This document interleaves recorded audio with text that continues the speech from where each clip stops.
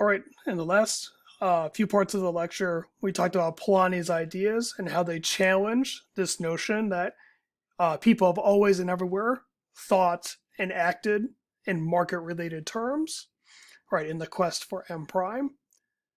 We're now going to look at two roadblocks that Weber identifies that he says have played a role in preventing the rise of the spirit of capitalism that acted to tamp down the desire to live a life that's geared solely around the accumulation of money for money's sake. So for the part of Weber that we read for today, he wants to say that capitalism had overcome these two non-capitalistic orientations that acted as a roadblock and prevented the spirit of capitalism from gaining prominence. These are two forces that actively combated against the development of the spirit of capitalism, or the desire to live your life centered around profiting for the sake of profiting or profiting more.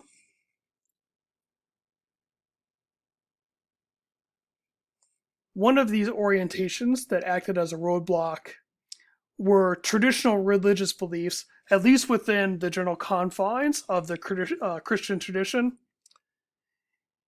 that were a little bit wary about the compatibility of living a godly life with the spirit of capitalism, right? They didn't see that, again, if your life was devoted to God and religious prescriptions, they were unclear of whether that could also align with centering your life around the accumulation of money for the sake of always making more money. So, in many cases, the spirit of capitalism was not seen as being compatible with the duties of living your life towards God, because God, in theory, should trump everything.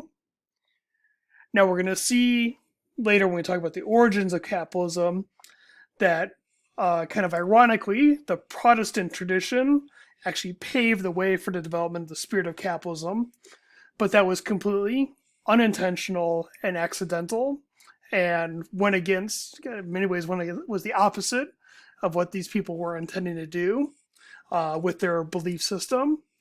But nevertheless, they did open a door for the spirit of capitalism to emerge. But prior to that, we can see how the Christian tradition did not align itself easily with the spirit of capitalism. And so one example of this you can see is from this verse from Matthew, and this is a pretty famous phrase from the Bible. I'll say it again. It is easier for a camel to go through the eye of a needle, which is basically impossible, than for a rich person to enter the kingdom of heaven.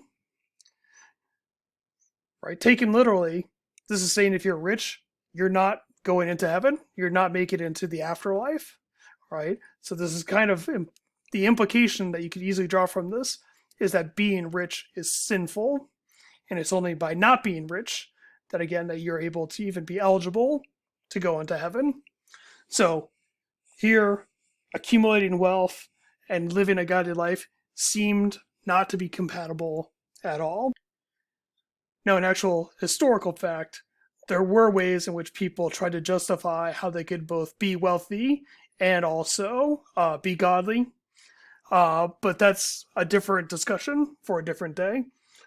Just note that, again, there's this kind of tension between living a godly life and also trying to accumulate or centering your life around the accumulation of wealth. And that it's a tension that's evident throughout the history of Christianity. Another aspect of this, too, is in many cases, when people really focused on God and living a godly life, they ended up having little or no concern for material things. So M prime was not something that they would think about or care about at all, right? The folks that we saw at Mount Athos, the monks over there, they're not really worried about profits, right? They're not really worried about whether their investments are going well because they don't have investments, and they're not even thinking about that they should have investments, right? They don't think about having a 401k. because their life is so centered around living a godly life and in being in preparation for uh, the life beyond, right? So again, Weber is going to say that these tensions that exist between living a godly life and one centered on accumulation, these tensions have existed throughout the history of Christianity, and it is only the result of some unanticipated consequences with the specific theology of Protestantism that the spirit of capitalism was able to break through these tensions, to break through this particular roadblock, and then pave its way onto the social scene. All right, so this is these traditional religious beliefs. They're one roadblock that the spirit of capitalism had to overcome. The second is what Weber refers to as traditionalism. It's technically economic traditionalism, but it's the same idea. And if you are an economic traditionalist, your goal is not MCM prime, but instead MCM. Your goal is to reproduce your lifestyle, not to accumulate new things. So you want to reproduce your social standing and your economic standing, but you don't want to accumulate anything else or anything more. And Weber talks about this in the context of piece rates that were paid out to farm workers. And a piece rate, right, would be, I'm going to pay you a certain amount of money for, say, if you're plowing a field, a certain number of acres that you clear.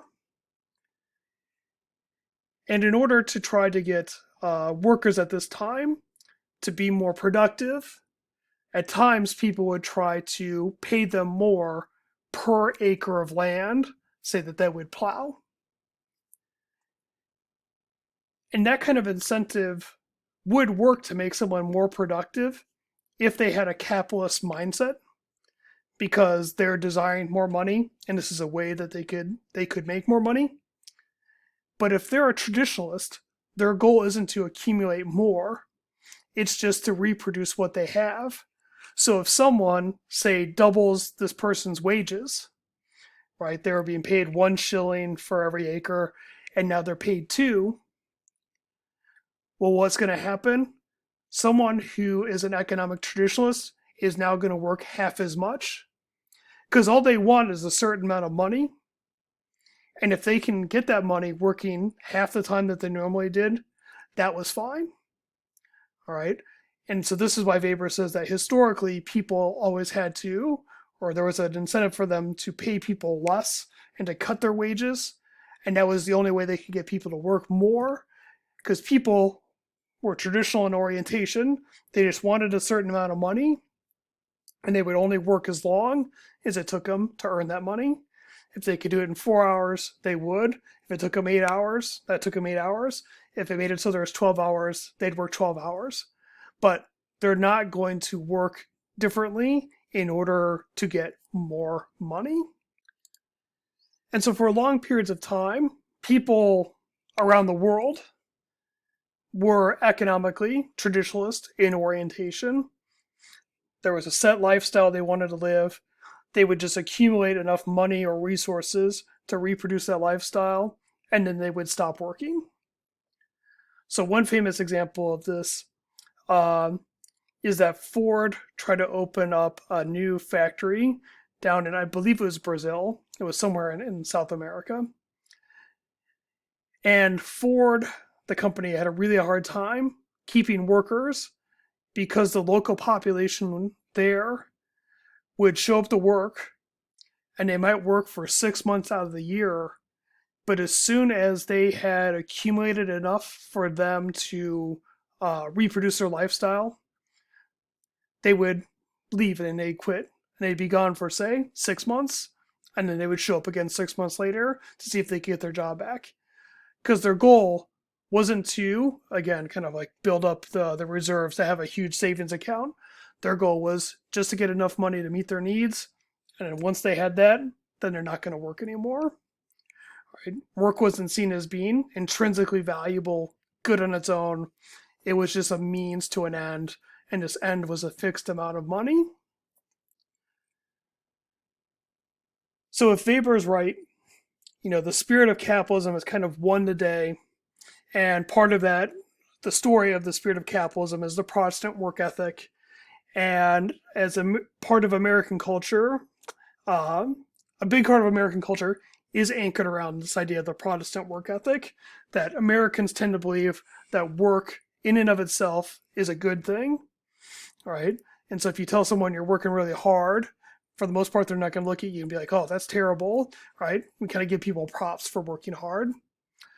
And part of this, too, is that we often see economic success as being a good thing as well, especially if it comes from hard work, right? That's kind of the American story. You work hard and you'll be rewarded for working hard. So it can be hard to see a case of economic traditionalism in the contemporary world, but I happened to stumble across one a few years back. So if you're familiar with the town of Gettysburg, not just the college, if you know over by where Montezuma's is, right near Montezuma's and that alley that cuts over there, there's a service station called Tom Knox, a car repair shop. And one time I had called in to make an appointment to get my car inspected and maybe something else, like make my brake pads changed. All right, something pretty minor. But I called in and I made an appointment. And so I show up on the day of the appointment and I pull in and I get out and I walk in and I'm talking to the Tom Knox. So the person who owns this gas station or service station, right? I'm not talking to some worker bee, right? Who just has to do whatever the boss says. I'm talking to the person who, if I spend money at this pace, right, all the profit that this place is going to make goes to him personally. And so I say, I'm here for my appointment. And he kind of gives like a sigh and seems actually kind of like a little bit annoyed that I'm there. And he kind of like reluctantly grabs the paperwork to kind of describe what I need. And I tell him, and he just shakes his head and he's like, God, he's like, we're just so busy. I can't believe how busy we are. And I'm like, well, that's a good problem to have, because if I owned a business, you'd think that was a good problem to have, right? It's better to have more business than less business. And I say this, and I'm thinking he's going to say, like, agree with me. And he just looks at me. He's like, this is why we don't advertise. And I was actually a little bit taken aback because, like, I'm literally there to give this person money, but he seems reluctant to accept it. And over time, the way I've kind of come to understand the situation is that I think he has more of a traditionalist orientation, right? He's got this business. It's been around for a while, so I'm assuming it's successful. And, it does well enough for him to live the lifestyle he wants. And he's not interested in trying to expand his market to gain more money, to build up his M prime, to find new profitable opportunities. He just is kind of content with the business the way that it is. And so because of that, sometimes there is too much business for him, right? Because it's going to tell he's going to have to work more than he wants to. All right. But thinking about this from a capitalist perspective, this kind of situation wouldn't make sense. You'd welcome anyone who wants to give you money. But if you think about it in terms of tradition, you can start to make the sense of why and how there could be too much business, right? Or we're too busy in a particular circumstance. All right, so these traditional religious beliefs and then economic traditionalism, Weber says, were both orientations towards the world that existed, but neither of which was compatible with capitalism. So they both had to be overcome in order for the spirit of capitalism to become prominent on the social and economic stage. So Weber's work that we've discussed so far, along with Polanyi's work, both of these thinkers are challenging that strong market thesis that says market thinking is universal, It's always and everywhere existed. Pliny shows historically that there were these other economic systems that operated that were not capitalist in orientation. In Weber's showing these two orientations, traditional religious belief and economic traditionalism, that also were not aligned with the spirit of capitalism. So Polanyi's work and Weber's work challenge that universalist conception of always thinking in market terms that people like Smith put forward. Now, there is also the second strong market thesis, and ignore this picture for now, that markets did have to emerge, right? So they haven't always existed, but once they do, right, once the spirit of capitalism takes root, then it takes over, right? And because it's so successful, right, it takes over everything and therefore becomes universal, socially universal. And so in Weber's work, he shows, right, that there was those roadblocks to the spirit of capitalism. But then he ends by this book with this metaphor of the iron cage and saying that capitalism has become an iron cage from which no one can escape. We become trapped in it. So yes, it's true that, 1,000 years ago, people weren't thinking in capitalistic terms. But once it came onto the social landscape, right, it was so powerful that it becomes socially universal. But even this weaker of the strong market thesis, this weaker version of it, it also has a problem, in that all places are not dominated by the spirit of capitalism. And a big part of the reason why I had you watch those clips on Mount Athos is to show that this is a part of the world that thinks in terms very different from and quite foreign to the spirit of capitalism. And we will talk about the specific ways in which the spirit at Mount Athos is different than the spirit of capitalism in class. All right, we have one more slide to go through, but to go over. But I just want to make a general point. So for the feeble markets perspective, our main concern is the general claim that this theoretical perspective is making. That is, that markets are weak, and therefore social and cultural forces can influence and do influence the market, right? Or another way of saying this in more Polanyian terms is that economic systems are socially embedded, and because they're socially embedded, social forces influence them. Right? Social forces influence economic systems because they are socially embedded. So we're mostly interested in that main claim, what the overall perspective is trying to argue. Now, in Foucault and Healy, they offer 3 different variants of the feeble markets perspective. So different subtypes, right, that are all arguing the same general point. We're going to go over these quickly, but again, for our points and for our purposes, it's the big picture that matters. The central claim that feeble markets says economic systems are socially embedded, and because of that, they're socially embedded. Social forces influence them, or markets are weak, and therefore they are influenced by their social, cultural, or moral context. But just briefly to do justice to the different flavors of the feeble market theories we see in Foucault and Healy. One is the realist view, and the main idea here is that there's one form of capitalism, right? It's one specific formula, and it can only flourish in the presence of specific social institutions, moral values, specific cultures. So capitalism can only take one form, and it can only grow in one specific set of conditions. Okay?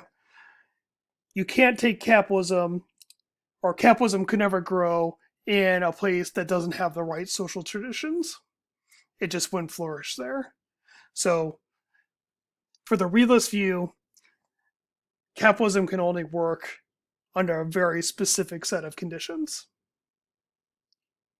The difference between the realist view and the voluntaristic view is that the voluntarists agree that there's only one form of capitalism, but they say that can flourish in some different institutional contexts.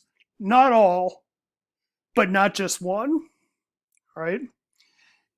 For the realists, another way to kind of think of this is that there's just one recipe for capitalism, and you have to have all the right ingredients in order for the dish to come out the correct way. For the voluntarist view, you don't have to have exactly the right ingredients in exactly the same proportion. And there can be some variabilities, right? So if you're out of one ingredient, you could substitute a different one, or a recipe might call for a certain kind of bean, but you put a different kind of bean in there. But as long as you don't completely throw out everything and use completely different ingredients than the recipe calls for, as long as more or less of the basic stuff is there, even if you're making some substitutions, you're still going to have a successful dish. All right? So for realists, there's only one right way to do this. Voluntarists, again, you can still have success in different institutional or contexts. Then we have the varieties of capitalism folks who argue that there's actually different forms of capitalism, and they can develop in different institutional contexts. So there's not just one recipe, right? You're not just trying to make one dish, but there's different dishes out there in the world, and they can be cooked in different ways in different places, right? So there's not just one form of capitalism, but there's multiple forms of capitalism that exist in the world. And the most famous statement of this talks about the difference between liberal forms of capitalism and coordinated forms of capitalism. And just to briefly touch on how we can see some differences in the way that capitalism operates in these different contexts, we can look at job readiness in both liberal capitalism systems and then coordinated ones. So for liberal capitalism system, in general, workers acquire general occupational skills from outside and independent entities from their workplace. So right now, you're going to a liberal arts college, so we're teaching you general skills, right? We're not teaching you how to just do one specific occupation. And you're coming to Gettysburg, and we're not affiliated with any sort of business, right? We're not owned by Volkswagen or some other company, and we're training you to enter the workforce of Volkswagen. We're teaching you a whole bunch of general skills, all right? And then you're going to go out into the workplace, and you're going to try to convince employers that you have the skills requisite for a certain position that they have. So this is how we do the job market. In contrast, in places like Germany, which have this more coordinated view, workers acquire job-specific skills from in-house training programs. So if you wanted a job at Volkswagen, Volkswagen would hire you, right? And you probably start off doing some basic things. But over time, if they wanted to promote you, then you would go through and you would be trained by, say, Volkswagen, right, or whatever company you're working for the next job that you're being promoted to. And then when you're going to be promoted again, they're going to give you more in-house training to get you ready for the next position that you're in. So they tend to use, the phrase is internal labor markets. They pull workers from inside of their own workforce and promote from within. Liberal capitalist systems, right, they tend to use these external labor markets to find people that they want to fill positions. Now, there can be some examples where some companies in the US will do some in-house training. Companies like UPS do promote from within. But overall, the US system operates in this more liberal mode. and places like Germany operate more in this coordinated mode. Again, for these different perspectives, we don't need to go in too much detail of them, because the main point we want to remember about the feeble markets tradition is that they argue that the moral, cultural, social system, right, influences a society's economic system, or because markets are weak, they can be influenced by these other factors. All right, in class, we'll kind of go over some of the high points of this theory, this theoretical perspective, and then we'll jump into the last one, which is the moralizing markets perspective.